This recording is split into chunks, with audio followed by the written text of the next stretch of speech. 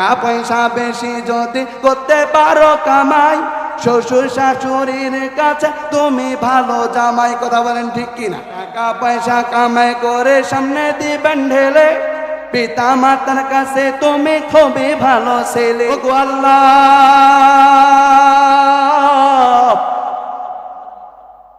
আমার বাবা আমারে মারি দিত দুনিয়ার লেখাপড়া না করার কারণে, দুনিয়ার কাজ কর্ম না করার কারণে, কিন্তু আমারে কোনদিন ওই নামাজের জন্য মার দেয় নাই, ওই কোরআন পড়ার জন্য মার দেয় নাই, ওই মক্তবে যাওয়ার জন্য কোনো মার দেয় নাই। আল্লাহ গো, আমার বাবা ওই তাবলীগের মধ্যে যাইয়া কুরআন হাদিসের কথা শুইনা নিজে নিজে আমল করেছে। ওই চরমনার ময়দানে গিয়া সুন্দর সুন্দর কথা শুনিয়া আমল করতেছে। ওই জামাত ইসলামের আলোচনা শোনার কারণে সেখানে আমল করার জন্য নিজে ইচ্ছা করেছে। ওগো আল্লাহ, আমার কি অপরাধ? আমার বাবা তো আমারে শেখায় নাই। আল্লাহ তাআলা বলবে, ও ফেরেশতারা যা যা ওই সন্তানের বাবাকে সামনে নিয়ে আয়। সামনে আনার পরে বলা হবে, ও বাবা, তুমি দুনিয়ার ভিতরে তোমার ছেলেকে দুনিয়ার কাজের জন্য মার দিলা, কিন্তু আখিরাতের জন্য মার দিলা না। আজকে তুমি এরকম শুয়ে দাও, তোমার বুকের উপরে পা দিয়ে ওই সন্তান জাহান্নামে যাবে। বলেন না নাউজুবিল্লাহ। জন্য সবাই মুসলমানের মতো আওয়াজ করে ইমানি শক্তি দিয়ে অন্তরে অন্তঃস্থল থেকে আমরা সবাই কালেমাতুশ শুকর আদায় করি। সবাই বলি আলহামদুলিল্লাহ। আরেকটু জোরে বলি আলহামদুলিল্লাহ। আল্লাহ রাব্বুল আলামিন কুরআনুল কারীমের ভিতরে বলেন, লাইন শাকারতুম লাযীদান্নাকুম ওয়া লাইন কাফারতুম ইন্না আযাবি লাশাদীদ। আল্লাহু আকবার। আল্লাহ রাব্বুল আলামিন কুরআনুল কারীমের ভিতরে বলেন, যে বান্দা আমি আল্লাহ তাআলা নিয়ামত পাওয়ার পর, নিয়ামত খাওয়ার পর নিয়ামতের শুকরিয়া আদায় করবে, আমি আল্লাহ তাআলা ওই বান্দার নিয়ামতকে বাড়ায় দিব। জোরে বলেন না সুবহানাল্লাহ। আর যেই বান্দা আমি আল্লাহ তাআলার নিয়ামত পাওয়ার পর, নিয়ামত খাওয়ার পর নিয়ামতের শুকরিয়া আদায় করবে না, তো আল্লাহ তাআলা বলেন, ইন্না আযাবি লাশাদীদ। আল্লাহু আকবার। আল্লাহ রাব্বুল আলামিন বলেন, বান্দারে আমি আল্লাহ তাআলা তোমাদেরকে বানাইছি, তোমাদেরকে পাঠাইছি। আমি আল্লাহ তাআলা দুনিয়ার ভিতরে এই কারণে পাঠাইছি। আমি আল্লাহ তাআলা কুরআনুল কারীমের ভিতরে বলি, ওমা খালাকাতুল জিন্না ওয়াল ইনসা ইল্লা লিয়াবুদুন। আল্লাহু আকবার। আল্লাহ রাব্বুল আলামিন কুরআনুল কারীমের ভিতরে বলেন, বলে আমি আল্লাহ তাআলা মানুষ এবং জিন জাতিকে সৃষ্টি করেছি একমাত্র আমার ইবাদত করার জন্য। কার ইবাদত করার জন্য? আল্লাহর ইবাদত করার জন্য। বান্দারে আমি আল্লাহ তাআলা যদি ইবাদত করতে পারো, আমি নবী করিম সাল্লাল্লাহু আলাইহি ওয়াসাল্লামের সুন্নাতগুলোকে মেনে চলতে পারো। রাসূলুল্লাহ সাল্লাল্লাহু আলাইহি ওয়াসাল্লাম বলেন, যেই ব্যক্তি আল্লাহর হুকুম মানবে এবং নবীর তরিকায় চলবে, আল্লাহ তাআলা তাকে দুনিয়ার ভিতরে শান্তি দান করবে এবং আখিরাতেও শান্তি দান করবে। চিল্লায়া বলেন না সুবহানাল্লাহ। আল্লাহ রাব্বুল আলামিন দুনিয়ার ভিতরে পাঠাইলেন আল্লাহ তাআলা আমাদেরকে রূহ জগতের ভিতরে রাখছিলেন। আল্লাহ তাআলা বলেছেন, হে আমার বান্দা, আমি আল্লাহ তোমাকে দুনিয়াতে পাঠাইতে চাই। আলাস্তু বিরাব্বিকুম, আমি আল্লাহকে তোমার রব নই? সঙ্গে সঙ্গে বান্দারা উত্তর দিয়েছিল, ক্বালু বালা, নিশ্চয়ই আপনি আমাদের রব। আল্লাহ তাআলা বললেন, যেহেতু আমি আল্লাহ তাআলা তোমার রব, আমি আল্লাহ তাআলা তোমাক দিব সব। বলেন না আল্লাহু আকবার। আল্লাহ তাআলা বলেন, বান্দারে, আমি আল্লাহ তাআলা তোমাকে দুনিয়াতে পাঠাইলাম। আমি আল্লাহ তাআলা আসমান বানাইলাম। একদিনও বলি নাই আমার আসমান, একদিনও বলি নাই আমার জমিন, একদিনও বলি নাই আমার চাঁদ, একদিনও বলি নাই আমার নক্ষত্র, একদিনও বলি নাই আমার গাছ, একদিনও বলি নাই আমার নদী, একদিনও বলি নাই আমার খাল, একদিনও বলি নাই এই দুনিয়ার সব কিছু আমার। আল্লাহ তাআলা বলেন, বান্দারে, আমি আল্লাহ তাআলা একটা মায়ার ডাক দিয়েছি। সেই মায়ার ডাকটা কি জানো? কুল ইয়া ইবাদিয়াল্লাযীনা আসরাফু। আল্লাহ রাব্বুল আলামিন বলেন, আমি আল্লাহ তাআলা অন্য কোনো ডাক দিই নাই, আমি আল্লাহ ডাক দিয়েছি ইবাদিয়াল্লাযীনা আসরাফু। হে আমার বান্দা, তুমি দুনিয়ার সব কিছু ভোগ করবে, কোনো অসুবিধা নাই, কিন্তু তুমি আমার দিকে ফিরে আসো, আমার দিকে প্রত্যাবর্তন হও।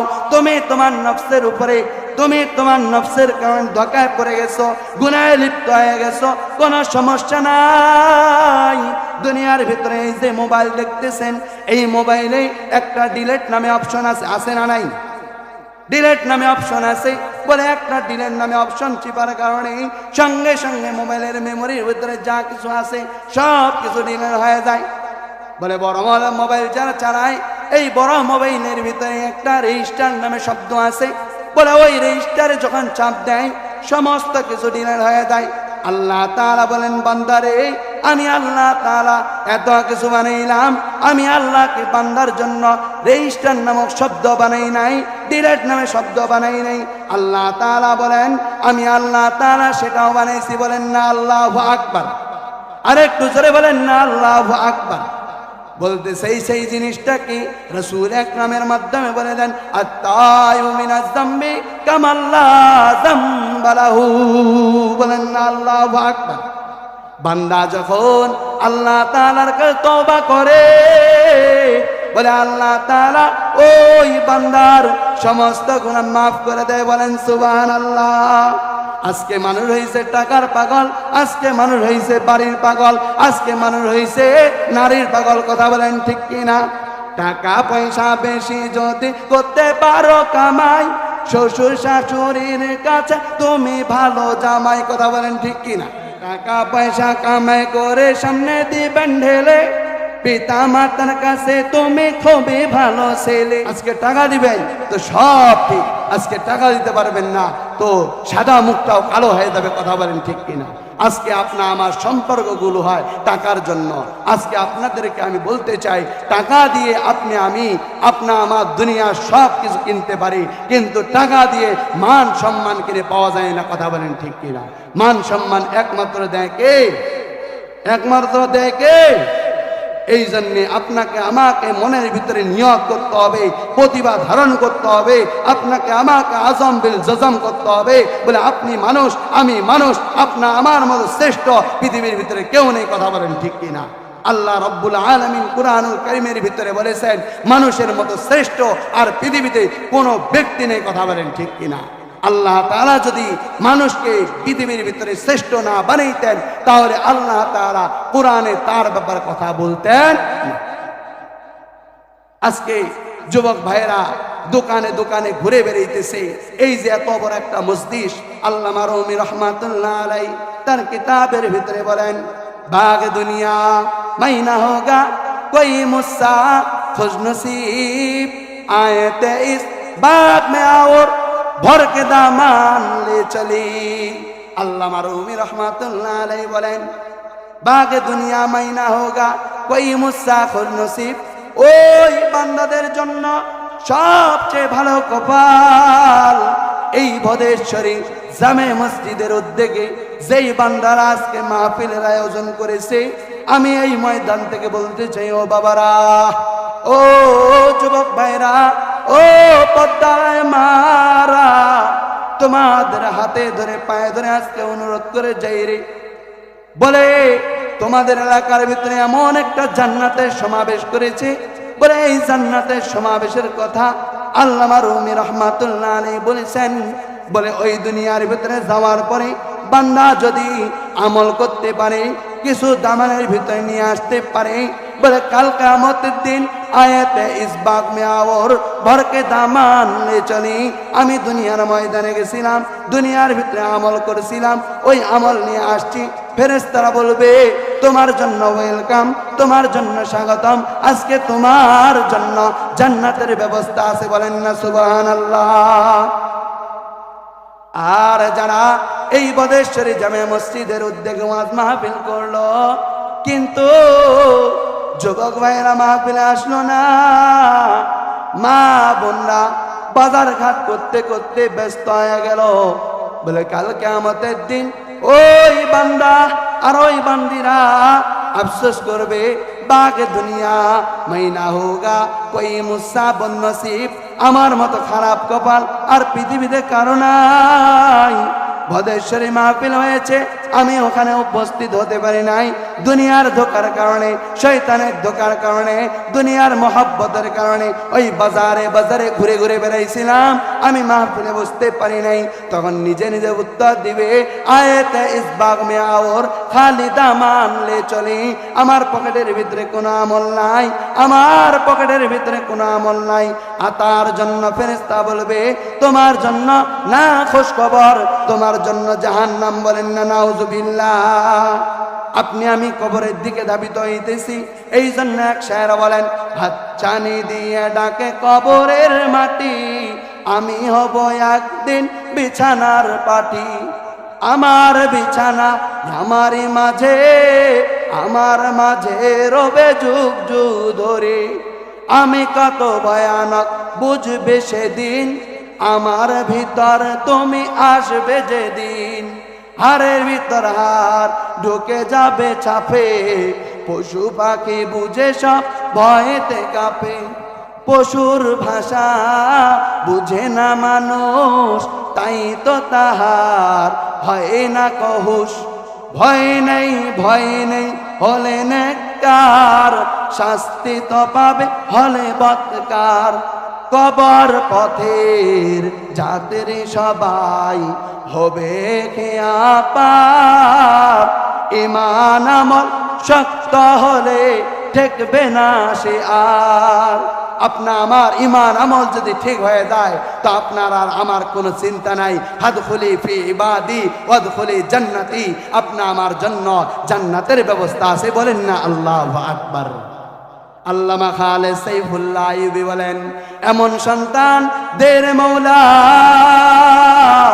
এমন সন্তান দে, কামাই খাওয়ার আশা নাই, মরে গেলে দোয়া করবে যে।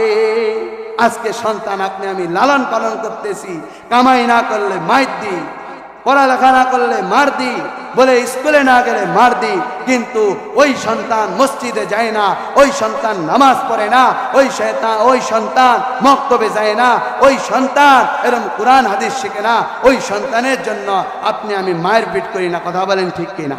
বলে কাল কিয়ামতের দিন এই সন্তান না আল্লাহকে ডেকে ডেকে বলবে, ও গো আল্লাহ,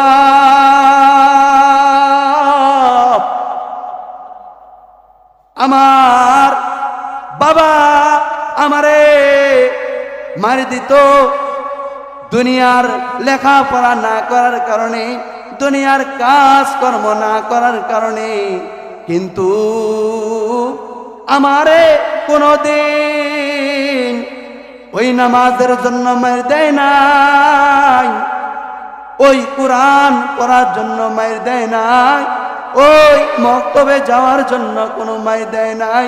আল্লাহ গো,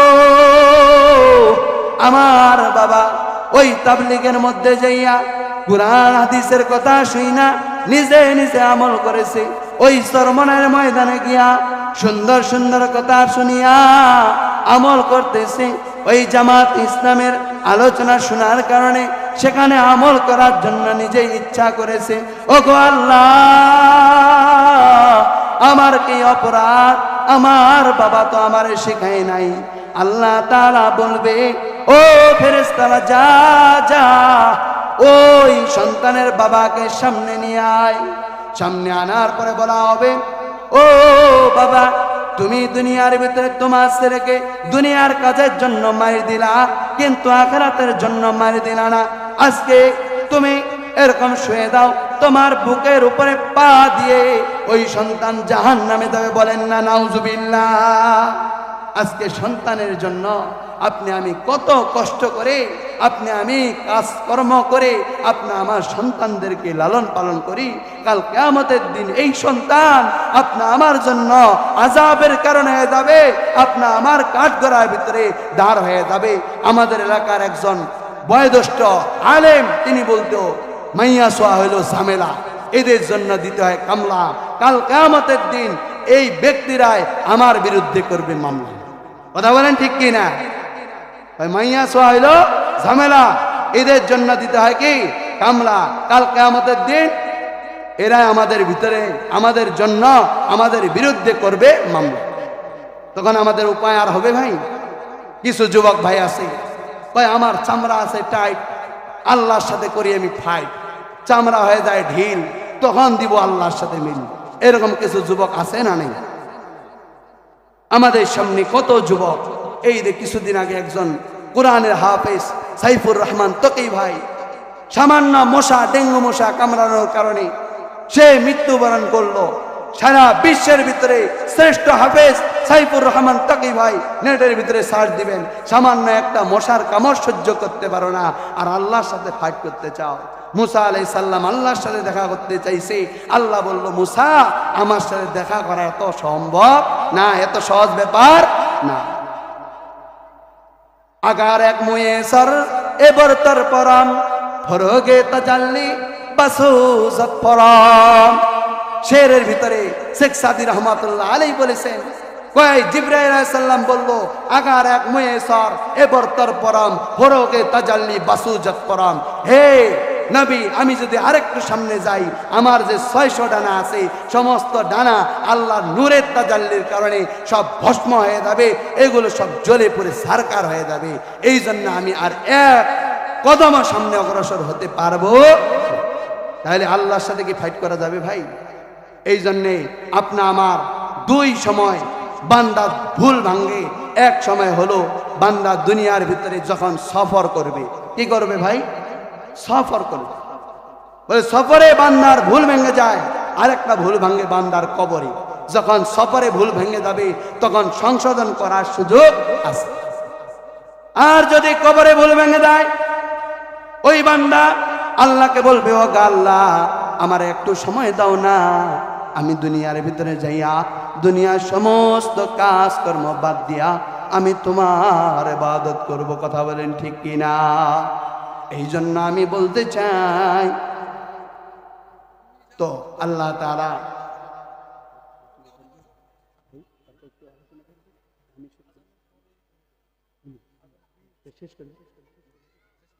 এই জন্য আমি আপনাদেরকে বলতে চাই, বাবারা, এই ভদেশ্বরী জামে মসজিদের যে উদ্যোগে আপনাদের মাহফিল হইল, আপনারা নিয়ামত মনে করিয়া আপনারা এখানে সবাই দলবদ্ধ হইয়া চলে আসেন, জান্নাতের বাগানে চলে আসেন। আমি আপনাদের জন্য অন্তরে অন্তঃস্থল থেকে দোয়া করব, এবং ওই সুদূর ঢাকা থেকে যারা মেহমান এসেছে তারাও আপনাদের জন্য দোয়া করবে। এই মঞ্চ থেকে বলে যাই, যারা মুসাফির তাদের দোয়া আল্লাহ তাআলা কবুল করে নেয়। বলেন সুবহানাল্লাহ। এই জন্য আপনাদেরকে সর্বশেষ মেসেজ, এই সময় যুবক ভাইদেরকে সংশোধন করার দরকার আছে, যুবক বোনদেরকে সংশোধন করার দরকার আছে। আপনারা বাবা মা কিছু বুঝেন না, তাদেরকে একটা করে টাচ মোবাইল নিয়ে দিয়েছেন, বলে এই টাচ মোবাইলে তারা ধ্বংস হয়ে যাইতেছে, ফ্রি ফায়ারে ধ্বংস হয়ে যাইতেছে, ক্যাসিনোয় ধ্বংস হয়ে যাইতেছে, প্রেম ভালোবাসায় ধ্বংস হয়ে যাইতেছে, পরকীয়ায় ধ্বংস হয়ে যাইতেছে, সংসারগুলো নষ্ট হয়ে যাইতেছে। একমাত্র কারণ হলো ঠিক কিনা? এই জন্য গার্জিয়ানগুলোকে আমি হাত জোড় করে অনুরোধ করব, পা জোড় করে অনুরোধ করব, বাবারা আপনাদের সন্তানদের খবর আপনারা নেন, স্কুলে যায় তারপরও খবর নেয়, কলেজে যান তারপরও খবর নেন, বলে একটু ঘুরতে গেছে তার জন্য খবর নেন, বলে কাল কিয়ামতের দিন এই সন্তান আপনা আমার বিরুদ্ধে যদি মামলা করে এই সন্তানের তদারকি করার জন্য আপনা আমার দরকার আছে না নাই? এই জন্য সবাই তদারকি করবো তো ইনশাআল্লাহ। আল্লাহ তাআলা আমাদের সবাইকে আমল করার তৌফিক দান করেন।